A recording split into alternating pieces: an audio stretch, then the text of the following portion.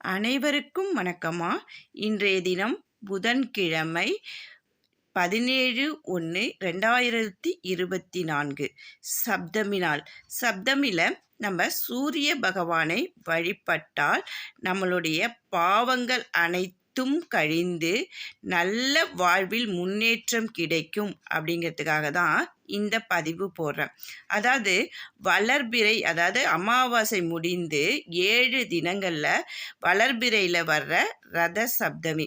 இந்த நாளில் நம்ம சூரிய பகவானை எவ்வாறெல்லாம் வழிபட்டு நம் வாழ்வில் ஏற்படும் துன்பங்களை போக்கிக் கொள்ள வேண்டும் அப்படிங்கிறதுக்காக தான் இந்த பதிவு உங்களுக்கு போடுறேன்.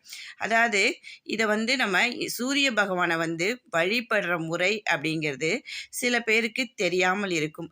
நம்ம தினமுமே காலையில் எழுந்தவுடன் குளித்து முடித்து சூரிய பகவானை வழிபடுவது என்பது நம்மளுடைய வாழ்க்கையில் எல்லாவித நன்மைகளும் தரும் அப்படிங்கிறதுக்காக தான் நம்ம இந்த பதிவை போடுறோம். இப்போ இன்றைய தினத்தில், அதாவது சப்தமி தினத்தில் நம்ம எருக்க இலையில் குளியல் பண்ணணும் அப்படின்னு சொல்கிறாங்க.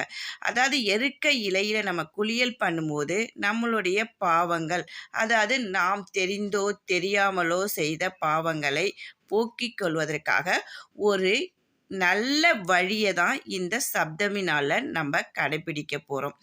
எருக்க இலையை அதாவது 7, 9 எண்ணிக்கையில் எடுத்துக்கிட்டு தனித்தனியாக உங்கள் வீட்டில் எத்தனை பேர் இருக்காங்களோ அத்தனை பேருக்கும் எண்ணிக்கை அடிப்படையில் 7, 9 அடிப்படையில் எடுத்துக்கணும். அதாவது அந்த இலையில் அச்சதை ரெடி பண்ணிக்கணும். அச்சதை அப்படின்னு சொல்லும்போது பச்சரிசி கலந்து மஞ்சள் கலந்த அச்சதை நம்ம தலைமையில் அதை வைத்துக்கிட்டு யாராவது ஒரு பெரியவங்க மற்றவங்களுக்கு செய்யலாம். அதுக்கப்புறம் அவங்களுக்கு வேற யாராவது செய்யலாம். அன்றைய தினம் இந்த மாதிரி எருக்க இலையில் குளியல் செய்தோம் அப்படின்னா, அச்சதையை வச்சு தலைமையில வச்சு இந்த எருக்க இலையை வச்சு குளித்தோம் அப்படின்னா நம்மளுடைய பாவங்கள் அனைத்தும் கழிந்துவிடும் அப்படின்னு சொல்கிறாங்க. அன்றைய தினம் சிவப்பு கோமாதாவுக்கு வெல்லம் கலந்த அரிசியை கொடுத்தால் நம்மளுடைய பாவங்களும் வாழ்க்கையில் நல்ல முன்னேற்றங்களும் நடக்கும் அப்படிங்கிறது ஒரு நம்பிக்கை. இதெல்லாம் முடிச்சிட்டு சாயங்காலம், அதாவது சாயங்கால நேரத்தில் என்ன பண்ணணும் அப்படின்னா, விளக்கேற்றி வைத்து நம்ம பூஜைக்கு என்னென்ன நெய்வேத்தியம் வைக்கலாம் அப்படின்னு சொல்லணும்னா, வெல்லம் கலந்த அரிசியில் செய்த பொருட்கள் எதுனாலும், வடை பாயாசம் எதை வேணாலும் செஞ்சு ஏழை எளியோருக்கு தானமாக கொடுக்கணும்.